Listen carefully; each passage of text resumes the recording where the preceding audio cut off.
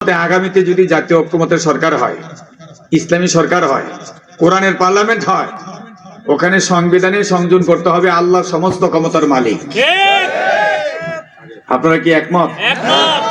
সমস্ত ক্ষমতার মালিক কে? জনগণ সমস্ত ক্ষমতার মালিক। এই কথাটা যে লিখা আছে এটা কুফরি মতবাদ। এটার উপরে ঈমান নিয়ে মৃত্যুবরণ করলে দোজখে যাইতে হবে, জাহান্নামে যেতে হবে। আর আল্লাহ সমস্ত ক্ষমতার মালিক, এটার উপরে যদি বিশ্বাস থাকে আর আপনি মারা যান, আপনি জান্নাতে যাবেন। এখন আপনি বলেন জান্নাতে যেতে চান না জাহান্নামে যেতে চান? তাহলে আল্লাহ সমস্ত ক্ষমতার মালিক, এটা আমাদের সংবিধানে সংযোজন করতে হবে। এটা আমি মোতালিব হোসেন বরকতির কথা না, এই কথাটা আল্লাহ কোরআন শরীফে বলেছেন। আল্লাহ যা বলছে কোরআনে তা যদি না মানি, ঈমান থাকবে না। আল্লাহর কোরআন না মানলে ঈমান থাকে না। একটা অক্ষর, একটা নক্তা যদি কেউ অস্বীকার করে সে কাফের। কথা কোন? সুতরাং আল্লাহ বলছেন কুলিল্লাহুম্মা মালিকাল মুলক তুতিল মুলকা মান তাশা ওয়া তানজিউল মুলকা মিম্মান তাশা। কুলিল্লাহুম্মা মালিকাল মুলক, হে রাসূল আপনি বলে দেন, হে মুহাম্মদ আপনি বলে দেন, সমস্ত মুলকের মালিক, ক্ষমতার মালিক কে? জোরে জোরে চিল্লায় বলেন, সমস্ত ক্ষমতার মালিক কে?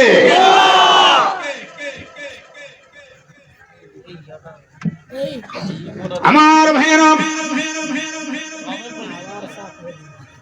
একটু ইকুটা কমায় দাও, মাইকেল সাউন্ডটা ক্লিয়ার করো, চিকুন করো। সব ক্ষমতার মালিক আল্লাহ।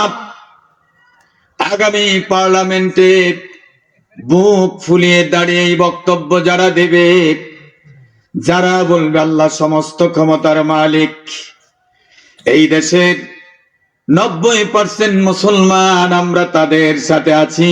কথা কোন ঠিক কিনা? বিসমিল্লাহির রহমানির রহিম। এটা কারো বাপ দাদার সম্পদ না। এটা সংবিধানে থাকলে ক্ষতি কি? যারা এটা চায় না তারা নিজেদের মুসলমান দাবি করে কেমনে? একজন শুনলাম বক্তৃতায় বলছে 70-80 রাকাত তাহাজ্জুদ পড়ে। তো 70-80 রাকাত তাহাজ্জুদ পড়ে এতগুলো টাকা চুরি করলা কেমনে? এটা জনগণকে ধোঁকা দিছো। তুমি তাহাজ্জুদ পড়ো না, রাত্রে চুরি করছো। কথা কোন? আমরা দিনের বেলায় ভোট দিতে গিয়ে দেখি রাত্রে চুরি করে নিয়ে গেছে। কথা কোন ঠিক কি ঠিক না? অতএব যারা তাহাজ্জুদের দোহাই দিয়েছে আমাদের সামনে, তারা জাতীয় চোর। কথা বলেন ঠিক কি ঠিক না? আল্লাহ বলছেন ওয়াসারিকু ওয়াসারিকাতু ফাকতু আইদিয়াহুমা। একটা কথা কোরআন হাদিসের বাইরে বলবো না, ইনশাআল্লাহ। সূর এবং সূরনির হাত কেটে দাও। কার কথা? আল্লাহর কথা। এই পিছনে যে যুবক ভাইরা দাঁড়ানো আছো, আমার কথা যদি বুঝো তাহলে তোমরা একটু বসো।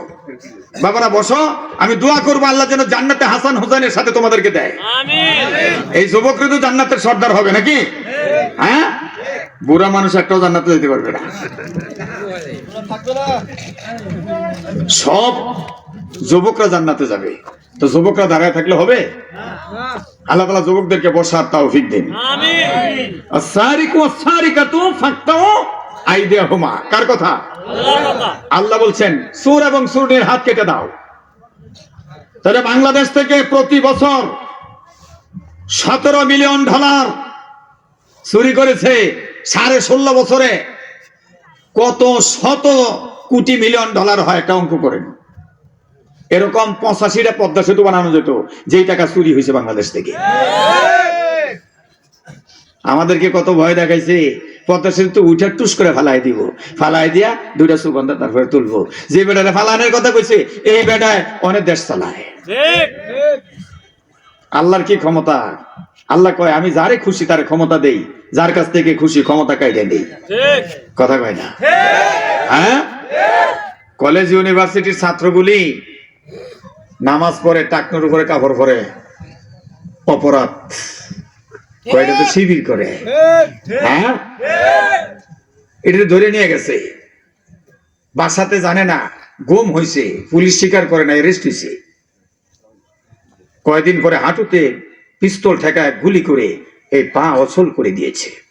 আপনি জানেন 5 তারিখের এই মহাবিপ্লবে দেশ স্বাধীন হয়েছে, কতজন ভাই, কতজন সন্তান আমাদের পঙ্গু হয়েছে। হ্যাঁ, এই যে ভাই বললো 16,000, আরো হিসাবের বাইরে যে কত, এর কোনো হিসাব নাই। আপনারা জানেন কতগুলি ছাত্র চোখ হারিয়েছে।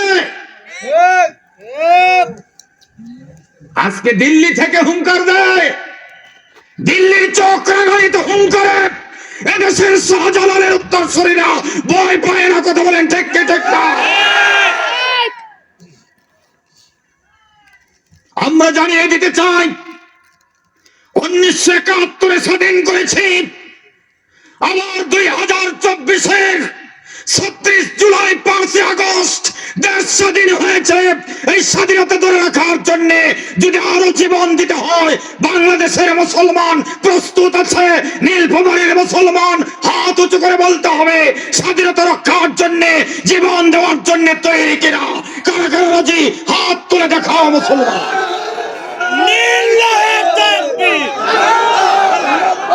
ইসলামের শত্রুরা আল কোরআনের আলো, আল হাদিসের আলো, তোমার নেতা আমার নেতা, লিল্লাহে তাকবীর। আমার ভাইয়েরা,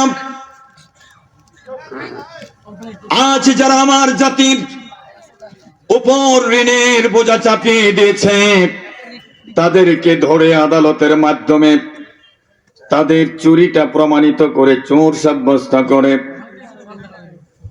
ঢাকার জাতীয় স্টেডিয়ামে বাংলাদেশের এবং আন্তর্জাতিক সব মিডিয়ার ক্যামেরাগুলো ওপেন করে লাইভ কাস্টিং করে যদি তাদের হাতটা কেটে দেয়া যেত, যতদিন বেঁচে আছে আত্মগোপনে থাকতো, কোনোদিন তাহাজ্জুদের সুরুদ ধরে আমাদের সামনে এসে বুক ফাটিয়ে অধিকার চেতে পারতো না। কথা কোন ঠিক কিনা? আমার ভাইয়েরা, সুতরাং তৃতীয় নাম্বার দাবি হলো, আমার জাতির এই অর্থগুলো যারা চুরি করে পাচার করেছে, এদেশের সাধারণ কোলের শিশুর উপরে যারা প্রায় 2 লক্ষ টাকার মতন ঋণের বোঝা চাপিয়ে দিয়েছে, জাতীয় চোর হিসাবে তাদেরকে একটা ডিগ্রি এ জাতির মধ্য থেকে দিতে হবে। কারণ জীবনে তারা বহু ডিগ্রি পেয়েছে, এই শেষ ডিগ্রিটা তাদের বাকি আছে। ওই ডিগ্রি হলো তারা জাতীয় চোর। কথা কোন ঠিক কিনা? আমার ভাইয়েরা, বাংলার জমিনে একজন ওমর আছে, যে ওমর টেকনাফ থেকে তেতুলিয়া, রূপসা থেকে পাথারিয়া, এক প্রান্ত থেকে অপর প্রান্ত পর্যন্ত দুর্গত এলাকার মানুষের সামনে সাহায্যের হাত বাড়িয়ে তাদের কাছে সাহায্য নিয়ে চলে গেল, ছুটে গেল, বেড়ালো।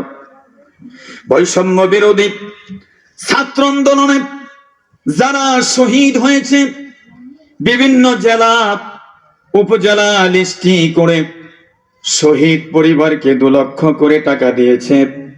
আমার ঢাকার নরসিংদীতে যেদিন 19 শহীদ পরিবারকে টাকা দেবার জন্য তিনি গেলেন, সাংবাদিকেরা ছবি তুলতে আসলেন, তিনি দৃপ্ত কণ্ঠে ঘোষণা করলেন, ছবি উঠিয়ে এই লোকগুলোকে খাটো করবেন না। আমার এই অনুদান পত্রিকার কভারেজ হওয়ার জন্য নয়, সংবাদের হেডলাইন হওয়ার জন্য নয়, আমার দায়িত্ব হলো তাদের কাছে একটু সহানুভূতি, সহমর্মিতা, একটু সমবেদনা জানানোর জন্য তাদের কাছে যাওয়া। এখানে তাদেরকে নিয়ে এসেছি, এটা আমার অন্যায় হয়েছে, অপরাধ হয়েছে, গোপনে তাদের বাড়িতে যাওয়া দরকার ছিল, অতএব ছবি উঠাবেন না। সেদিন আমি বললাম, আমার মনে হয় দ্বিতীয় ওমরের সন্ধান বাংলার জমিনের মানুষগুলো পেয়ে গেছে। কথা কোন ঠিক কিনা? আমার ভাইয়েরা, সেই দ্বিতীয় ওমরের আহ্বান হলো, বৈষম্যহীন বাংলাদেশ চাই, একটি শান্তি রক্ষের বাংলাদেশ চাই, যেখানে কোনো ভেদাভেদ থাকবে না, যেখানে রিক্সাওয়ালা, যেখানে ঠেলাওয়ালা, কোনো শ্রমিক, কোনো কুলি মজুর, কোনো ভিক্ষুক বৈষম্যের শিকার হয়ে অধিকার হারা হয়ে কাঁদবে না, তাদের অধিকার তাদের কাছে পৌঁছে দেওয়া হবে। রাতের আধারে অভাবী পরিবারের কাছে কাঁধে করে ওমরের মতন খাবার পৌঁছে দেওয়া হবে। এমন একটা সুন্দর সোনালী সোনার বাংলাদেশ চাই, যেই বাংলাদেশটা হবে পৃথিবীর জমিনে দ্বিতীয় মদিনা। অনিল ভামানের মানুষ, সেজন্য যদি ডাক আসে, সেজন্য যদি আহ্বান করা হয়, সেই সোনার মদিনার আদলে সোনার বাংলাদেশ গঠন করার জন্য, ভূমিকা পালনের জন্য আমরা কি এক যুগে স্লোগানে মুখরিত করে এই নীলফামারীর রাজপথে নামতে রাজি আছে কিনা? কারা কারা রাজি? হাত তুলে আমার আল্লাহকে দেখাও। লিল্লাহি তাকবীর। আল কোরআনের আলো, আল হাদিসের আলো, তোমার নিজাম। আমার ভাইয়েরা, তারপর আল্লাহ তাআলা ওয়াজ করেন, ইসলাম তোমার জীবনের সর্বক্ষেত্রে চাইতে হবে, কোন অবস্থায় ইসলামের বাইরে গেলে চলবে না। আমরা মুসলমান, অবশ্যই আমাদেরকে ইসলামের ভিতরেই থাকতে হবে। কথা কোন ঠিক কিনা? কেননা আমরা জানি আমাদেরকে মৃত্যুর পরে যখন দাফন কাফন করে মাটি দেওয়া হয়। ভিডিওটি ভালো লাগলে চ্যানেলটি সাবস্ক্রাইব করবেন ইনশাআল্লাহ।